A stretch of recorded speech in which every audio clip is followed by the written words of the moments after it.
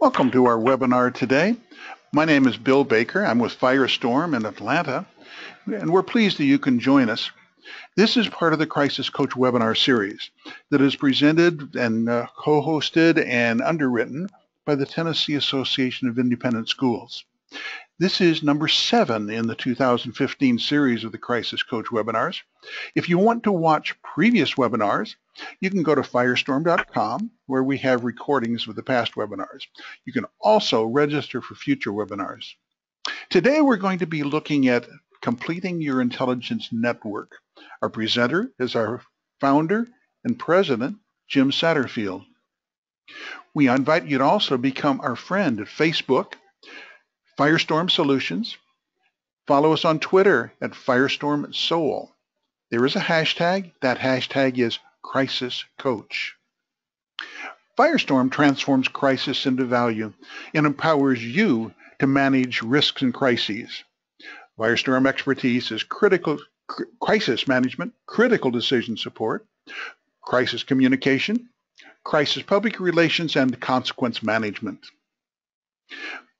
Please keep in mind that the presentation today is not complete without the accompanying oral comments and discussion. In addition, any product provided today should be read in conjunction with advice from your organization's personal counsel. Do not interpret what we discuss today as legal advice or legal opinion.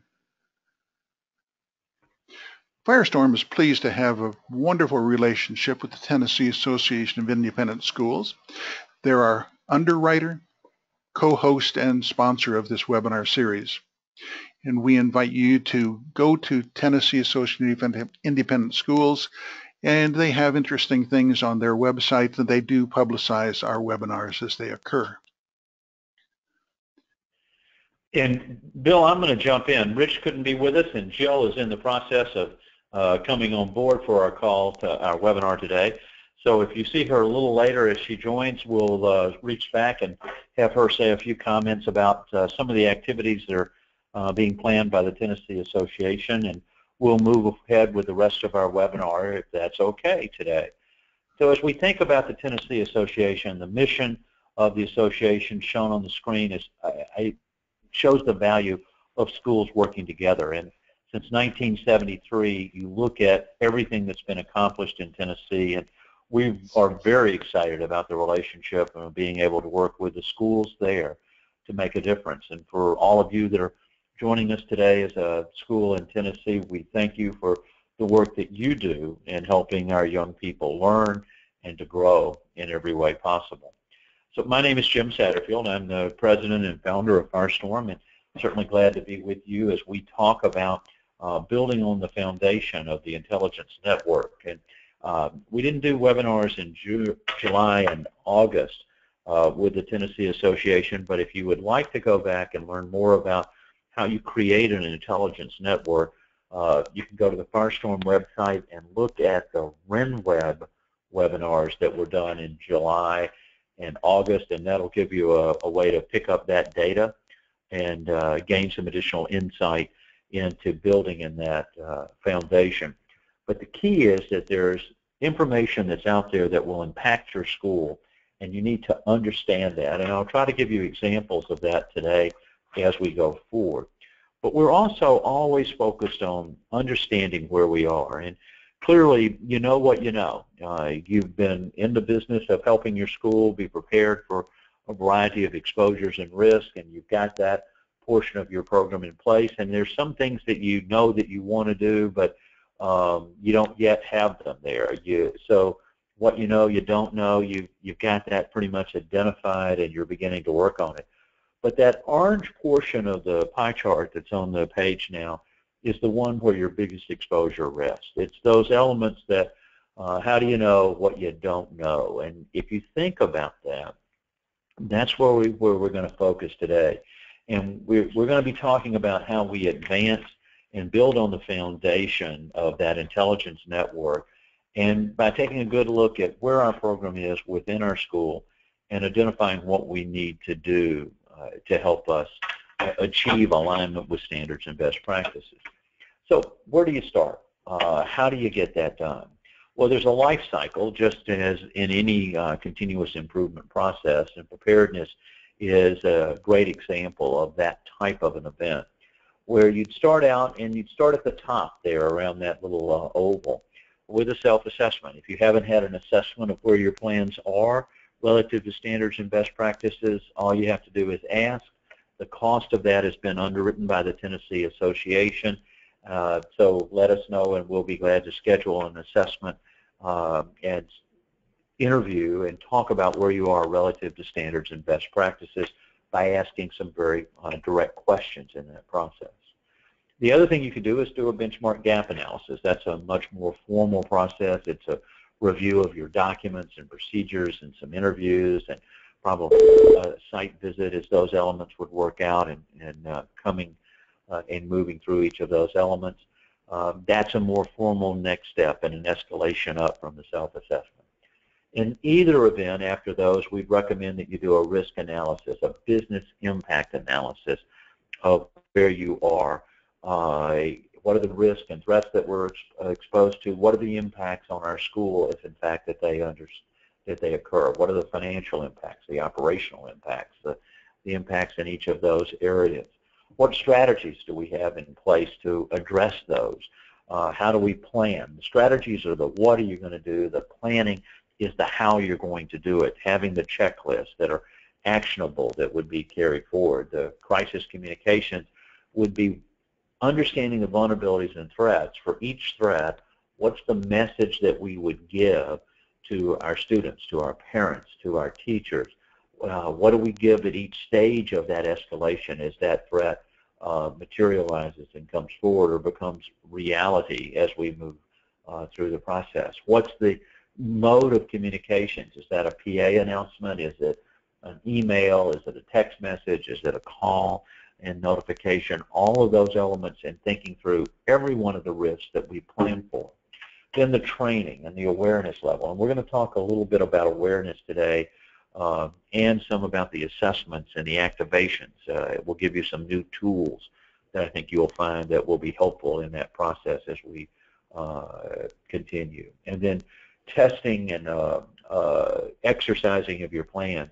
Last month we had hundreds of organizations who participated in test exercises virtually. We did one for businesses and one for schools, and it was a chance to go through and see what would the impact on our school be if that in fact was occurring, and a chance to sit down with your team from your school and experience making decisions in a crisis.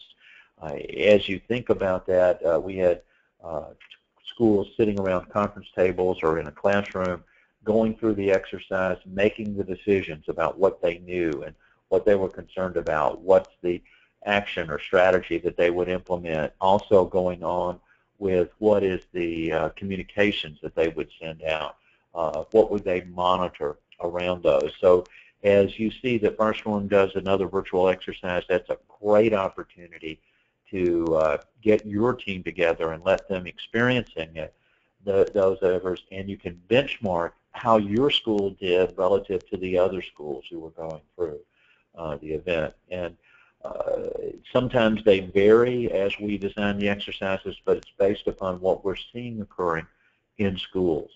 Then you have to maintain and update your plans as you have changes, as you have turnover, making sure that that plan is in fact current. So this is a continuous improvement process that would be in your school to put that into place. But it comes back to the question that we started out. Can you identify your organization, your school's next crisis? And the answer is you must be able to be in that position.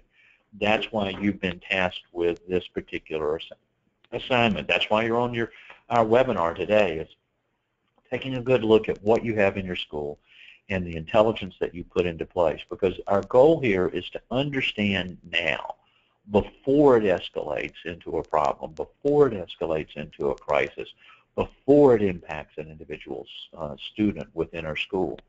We'll also share with you today some other ways to look at risk that are probably a little different than what you've historically done. Now we're going to do all of that today and give you some tools, and we're going to do it following the predict, plan, perform format that we've discussed in earlier webinars. So let's go a little bit further today into that as we talk about it. Predict. That's the foundation on which all plans are built. What are the vulnerabilities and threats that you face? What are you looking to put into place and do to have that you can understand what's about to happen at your school? And then what would the impact of that event be? How do we monitor? What's the trigger point by which we take action?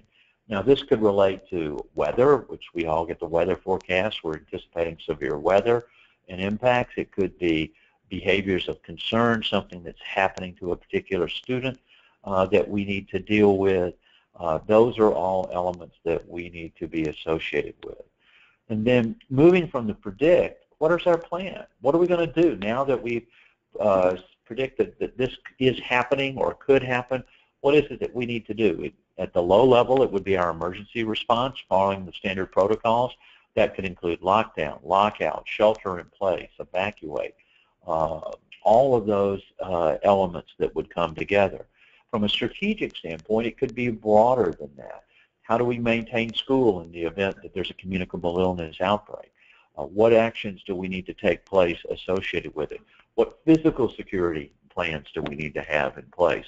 We dealt with a school where kidnap and ransom was a particular concern for them given the nature of where they were located in the population within that school community. As we think about each one of those exposures, how do those plans, the communicable illness, the cybersecurity, think about all the information that you have about the families and the teachers and staff associated with your school. So all of those plans, and then the perform would be around the training, getting the supplies, the testing of the plans, the ongoing monitoring of the intelligence network, of making sure that you have touched all of those particular bases, and then finally how we make decisions in a crisis, the crisis management structure that we've had. Now, we've seen these things break down in each one of these three stages, and I'll try to give you some examples of those as we go forward. Let's think now about what's next. We've got a predict plan for format. What do we do first? Well, and having a monitoring plan is excellent, and I think that almost every school that we talk with has one for weather, but as it goes beyond it, they seem to have gaps in their program for monitoring. So take a look at all those threats and risks that you've identified and see how you could monitor for that. Is there an indicator? And we'll share some insights specifically around what those indicators would look like in a few minutes. But the risk must be thoroughly understood and discussed. We want to talk about those things in our school before it escalates to become a problem. We then have to document what we're going to do, and everybody needs to understand the activities that we're going to perform. Understanding those activities and having them associated with, if we have this type of an event, these are the actions that we're going to do. Here are the people that are going to take a leadership role and carry forward there. So we also have to then make sure that everyone is aware. We think about our school, we think about the building, or if we've got a campus with multiple buildings, the access. Do our buildings lock? Do our classrooms lock? Do we keep our classrooms locked during the school day? What's the impact of this on our students, on our teachers? How are we going to be communicating in there? And then the awareness level so that if something is starting to occur, that everybody is on the same page. We'll give you some tools today that will also help in that area. And then the communication at each escalation point as this crisis starts to occur, how we intervene, whether it's a behavior of concern or an indicator that someone is a risk to themselves or others, the notification process, is that the paging system, is it the notification system on the where you can send out text messages or cell calls to parents to let them know what's going on, and then a specific documented decision process that we're going to go through to identify what we will do in each of those situations. We recently responded to a school that was having a problem, and there was an unclear decision process in the school of how to deal with behaviors of concern. The event continued to escalate, and it became a media event, and it has the potential to define who that school is. So understanding the decision process, having it documented, and having individuals trained on how to make those decisions makes a real difference as we go through it. So where do you start? As you think about any organization, there are 5 common failures that we find in a disaster and a crisis, and it's true whether it's a business or a school. And the largest single failure is failure to control critical supply chains. Well, what's your supply chain in your school? It could be the vendors that supply the security or the food services or the cleaning services within your school. It could be your teachers. It could be how you're set up to operate in those environments. Those failures in your supply chain, if they happen, would impact your ability to deliver services and the training and education that you're looking for. The second greatest failure is the failure to train employees and staff for work and at home. Across schools and businesses around the country, 70% of the employees don't know what they're supposed to do in a disaster or crisis. So they're going to perform suboptimally at the time you absolutely need them the most. And 95% don't have a plan at home, and family trumps job. So if there's some type of a threat that affects the community, you're placing your teachers in a position of having to choose between protecting their family and their job, and family trumps job. The good news is you can download a book off our website for free called Disaster Ready People for a Disaster Ready America. And it's about building a plan at home. Or you can get the print copies of the book and use that as a fundraiser to raise money for your school to help with some of the preparation that you need to do in this area. And then third is the failure to identify and monitor all threats and risks. Many times we look at the obvious threats and risks, but then we miss the others, like the behaviors of concern, the bullying, the indicators that those would be present, and then we don't have the monitoring plans to see that starting to occur and to escalate. The fourth is failure to exercise and update your plans. When was the last time you tested every element of your plans? I know you do fire drills, you may even do armed intruder drills, but you're probably doing it with everyone in class. Do you do an armed intruder drill with students out on the field, out on the sports field, if those events were starting to occur? And then finally, a crisis communications plan. What are you going to tell each one of your stakeholder groups for each one of the threats and risks that you see? What will you tell the parents? What will you tell the students? What will you tell the teachers for each one of those? And what medium will you use to communicate that? So we see these 5 failures starting and occurring within every school that we work with around the country. Think about your school in light of those. Think about it following the predict, plan, perform format that we've been discussing. Identify and involve the suppliers, the functions, the employees, conduct the exercises, and establish how you monitor and communicate. Now, we put this all in a framework of 5 stages of escalation. The pre-action is what you're doing today. You're attending a webinar. You're learning about what you need to do. It's writing the plan. It's conducting the exercise. It's getting the supplies that you need to have in place. Then you have the event. Your focus immediately shifts to life and health and safety. The emergency plan there, the shelter in place, the evacuate, the lockdown, the lockout.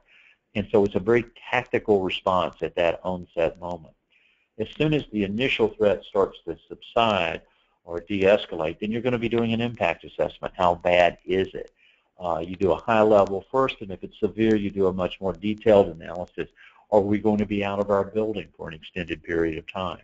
The virtual exercise that we ran last month included a lightning strike on the field with some students who went down, and then a microburst tornado that took out a part of a school building.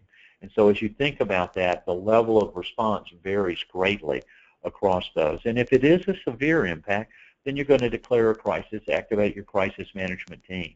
The senior leadership is going to be focused on the strategic, your emergency response and incident response on the tactical responses that need to go into place. And then finally, if we're going to have something that's going to impact the school and our ability to have class, then we start to talk about our continuity functions. And just like a business has a business continuity plan, what would you do if your main building was damaged, if you couldn't hold classes there? Can you do remote learning? Are there other options? Are there other facilities that you could start to work together? And then after any type of an event, You conduct a review, an analysis, a hot wash. What did you learn? What are the lessons learned? How do we modify and update our plans? Because those become so absolutely critical to implement at that point in time. Because just like the education they're doing, it's a continuous improvement process for us as we work through it. So Firestorm has a 5-step activation matrix. You've seen the 5 stages of escalation. It's based upon anticipating and identifying the threats, having the intelligence network in place to monitor, having the response teams there, coordinating it with the other programs within the school, identifying primary and alternative assignments. We have a rule called HR Rule 1, 2, 3. You need to be 3 deep at each critical position within your school and in your program so that you're able to respond. And then you've got a document. You see it listed 4 times here. And that becomes the foundation of making your plans actionable so that they're clearly understood. As we move from that, we want to think about some other tools that we have.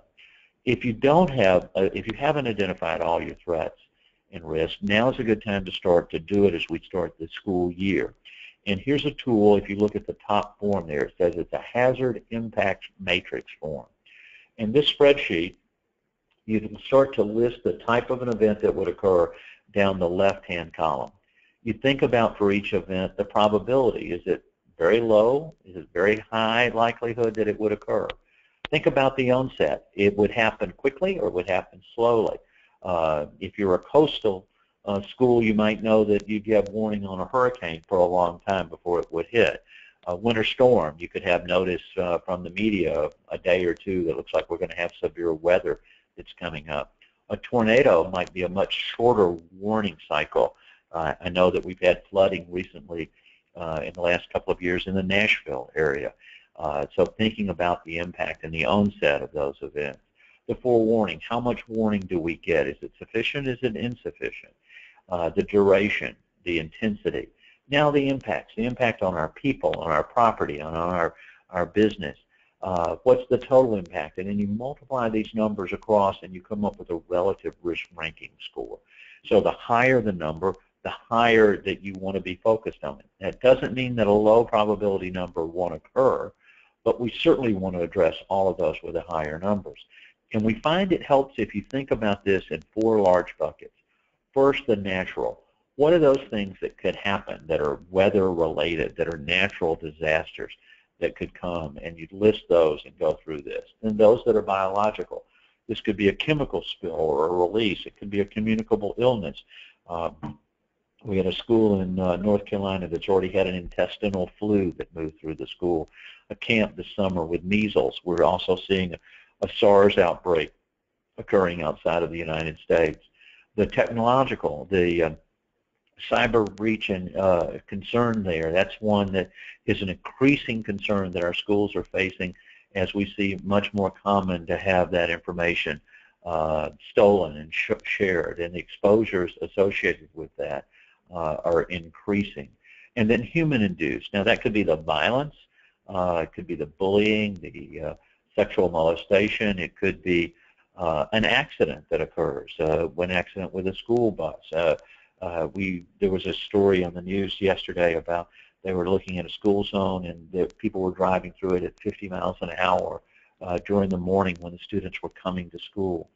So looking at those human-induced hazards. So if you would go through, list them in the 4 categories and do the ranking, and then that will give us a framework by which we then can understand how our plans need to be developed. And then below that, you look at the activation. This is an event activation matrix from an organization, and they were concerned about a variety of things that you'll look along the left-hand column. That list for your school could be entirely different, but then you divide it into 3 categories. A category 1 is a lower level incident. A category 2 could be a more moderate concern and even rising to a crisis. But a category 3 is something that would impact the brand and reputation, the safety of our students, and we don't have any choice, that we must do it, and senior leadership would be involved, and that's that left-hand column. So if you have a simple 1-page summary, every teacher could have that and immediately know where we are and who we would identify and carry forward with our planning. Now, to look at that matrix presented in a different format, it would show we had a low-level event, that's maybe the teachers handling it or our emergency response. If it's that middle level, our incident response team within the school. And if it's a severe enough, a level 3 or a category 3, that's where the crisis management team would come in. And you see the board listed there. For our private schools, and when you think about it, the safety and preparedness of our school is a governance responsibility of the board. They have liability to make sure that their plans and procedures here in place, and then coordinating it with our overall crisis management structure within the school. So I want to introduce a new topic, and we've talked about some of this business crisis risk before, but I want to spend just a minute to think about the structural, operational, and functional design processes within your school. Because if we've got difficulty that's occurring, it could affect our students, our people, our profitability, our brand, and reputation for a long time. We're dealing with a school now that's had 2 episodes unrelated, but they're being seen by the media as related, and that's infecting the brand and reputation of that school, and it's enough to drive enrollment down and place the school in jeopardy. So our goal is to identify risks before they occur. We want to know before now, before those elements that would come in. And I think we've shared in other of our calls that I talk about the last time a surprise was good. It was my birthday and I was 5 years old. If you're at school and there's a surprise, it's not good. That's the whole reason to do the planning that we're talking about and putting into place. So there are risks that are embedded within our organization. Sometimes those are structural. It talks about how we communicate, the management of our school, and the way our senior leadership responds.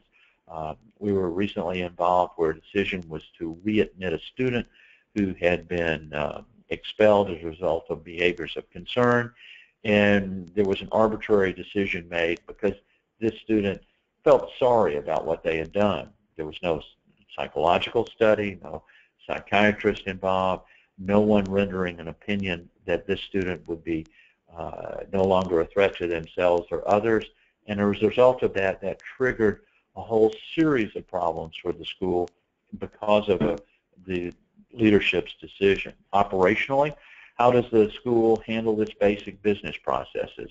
You are a company, just like a business, and how do you operate and maintain that? We worked with a school last year who didn't manage their finances well, spent some of their funding that was in escrow for later months, and then were unable to pay the teachers on their 12-month calendar over the summer break, and so it placed the school in jeopardy. And then finally, functional. Is information siloed within the organization? Is it known here but not known there? And so that triggers other problems within it. So when we look at it, most crises can be foreseen. That's why we want to identify this intelligence network, have the indicators there so that your leadership and you will then be in a position to avoid or mitigate those risks and exposures from coming through and impacting the school. So when we think about a crisis, we want to focus on 2 different types here. And we've got a couple of charts that we're going to show as we get further into this process. But first, think about a crisis that's more targeted. It's easily identifiable. It doesn't affect the entire school. It just is a particular area. And how you mitigate that is relatively straightforward. That should be a behavior of concern in a classroom, maybe a bullying type of an event. It's limited, small, it's targeted, we've got a response. Compare that to something that's much more complex, that it could impact the entire school. The data breach example that I talked about earlier, or a scandal that could come forward around sexual molestation or other acts that could create that problem. And so there's a pressure on the entire school. If we don't get this right, this could change who we are. So think about this level of complexity. Now I want to compare that to also the time that we have to react. If it's reactive or urgent, it's something in that particular time. The bullying example I gave you, well, we need to react right now to get that done. But the rest of the school isn't involved in it. It was a limited area and an impact. But if it's a bigger one, if we've just had a tornado alert, it's going to be, we have to move now. We have to get into the hallways or the area that we've indicated is safe. So there's an extreme urgency of action, and it affects everything within us. So as we think about this, and we've got this diagnostic model that we've shared with you before, that blue quadrant in the upper left-hand corner are those targeted, extremely urgent events. The threat that's made, the bringing the gun to school, the weather bulletin that's coming out, very targeted, extreme urgency, and speed is quality of what we're looking for. But the underlying risk, and those risks up in that blue quadrant are generally more tactical, but those that are more strategic are in the other three quadrants. The difficult business area, there's not lack of controls, there's failures that are in place, and if it's ignored, it will continue to escalate and become chronic. And now it's more complex. There's systemic problems there. We don't have metrics to include it. And then if it continues to move forward, it now becomes very severe, and there could be a death spiral associated with our school. Is your enrollment down this fall compared to last fall? Is your enrollment down from where you expected? What's the trend associated with that? If we're not getting the enrollments that we're looking for, then that's going to affect us financially at our school and impact us over a period of time. If we started to get withdrawals during the school year, it could be an indicative of another problem within the school and why parents are pulling their children out. And so what starts out to be a little bit of a difficult process becomes chronic and then ultimately escalates, becoming severe. When you think about your role from a preparedness and a safety and a security standpoint within the school, these other business risks that can happen to our school can have as much or even greater impact. And it's a way to start to think about the urgency that we need to have in place in dealing with each of these areas. So there's some way to take our intelligence and start to make it much more actionable as we think about it. We want to have a much more dynamic process. And that TA stands for tactical actions. It's the audits that you would conduct, having the board and senior leadership aware of what the indicators are, the physical security, the putting of your plans in place. All of those elements really help us within our school. The social media intelligence, the monitoring of what's being said makes a difference. I've shared with you two statistics, and let me give them to you again to reinforce this area. If someone has ill intent, 80% of the time someone else knows. And 67%, 2 out of 3 times, 2 or more people know. And when they know, they talk. And where do people talk? They talk on social media. So this could be a behavior of concern. Some student who's at risk to themselves, thinking about suicide, or the bullying that could happen. This could also be a brand or reputation rumor. There was this teacher who was suspended, and so now allegations are being bannered back among the students and parents that what's the nature of this? Why was the teacher suspended? There's no control of the school, and so it now starts to be an escalation as a result of that. So if you're not monitoring what's being said on social media, the problem can escalate and come as a surprise and have a direct impact on the school. This could be a precursor to withdrawals and moving students out of your school, impacting you financially in the process. And then the action indicators. What do we need to know when it reaches this level? That's when we activate our plans. If enrollment's down 2 or 3 students, is that different than it being down 10 to 20? If we're seeing a trend quarter over quarter or year over year, those are indicators that would be certainly actionable. And then finally, our communications. Putting that all together would put us in a position to have a dynamic risk process within our school and our organization. The predict, plan, perform methodology lays this out. We've already talked about identifying and understanding the threats and risks, their impacts, how you monitor the triggers, the plans at each area that we've already talked about, and then the perform, the training, the oversight, the intelligence monitoring, the supplies, the test exercises, and then the crisis management structure. So if we're going to summarize everything that we've been talking about, this page starts to do that. It's the if. If this happens, what do we know? What are we going to do? If, and then so we're talking about getting warning before now, before it happens, before it escalates. before that gun comes to school or before the bullying or the sexual molestation starts out. We responded to several schools already this year across the country. A head of school who was had to be terminated because of inappropriate behavior in touching, another with child pornography, another where a teacher was accused of molestation and sexual relations with a student, of bullying that happened with a group of boys, and actions that they had taken. And so these types of things are not an if, it's when it happens, and understanding that beforehand. So what are the next steps? If we've laid out the hazards and the impacts, then we want to focus on the consequence, the measurement of those things that are very high risk or have very high impact. We have to have the plans that put into place, and we need to think about those on two levels, the strategic and the tactical. The tactical is what we're going to do immediately upon being aware of this, the actions that we're going to take, and the strategic is what does it mean to our school in terms of our brand and our reputation, our survivability, if you will, of being able to maintain and meet the mission that we've laid out so well. So this is a business crisis risk area to begin to get that conversation, and it rises to a level that the board needs to be supporting the school and developing the plans and procedures that we're talking about.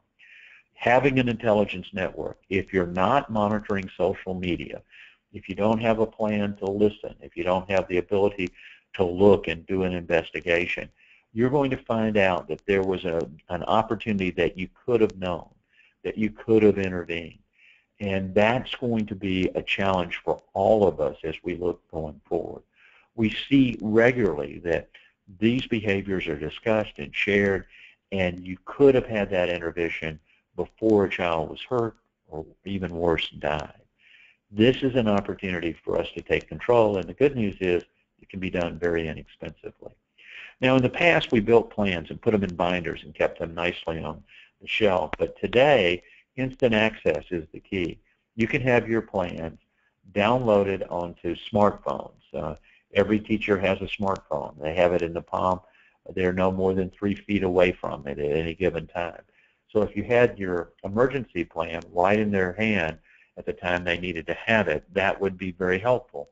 You could have other tools also associated on that plan, on that device. And the beauty of it is it works even if the internet is down because it's been downloaded onto the phone, even if the electricity is lost, or if you need to communicate with them, it's another communications tool within it. So I think we're seeing that best practices is moving into an instant access environment to have plans available 100% of the time to your staff to maintain the plans.